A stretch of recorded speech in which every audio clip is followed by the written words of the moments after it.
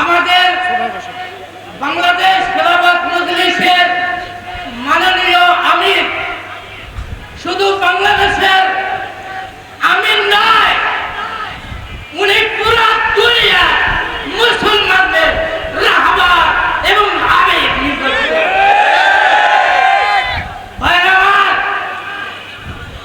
White হাউসের জননেতা ওনার নাম নিয়ে বলে হোয়াট ইজ দিস মামুনুল হক।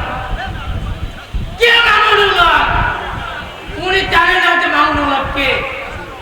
মামুনুল হকের আওয়াজ পুরো দুনিয়ার আশে কোণাতে পৌঁছে গিয়েছে।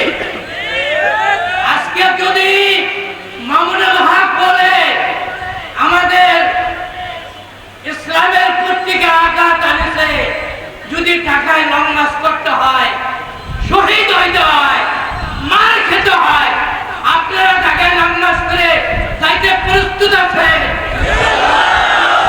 আমার আমি কথা বলবো না, আমি কথা বলার জন্য আসি নাই। যেটা বলবেন আমার আমির শরিয়া, আমির খেলাফত মজলিস, উনি বলবেন। আমি সামান্য কিছু কথাটা বললাম, অখেরি দেওয়া না। আমি আলহামদুলিল্লাহ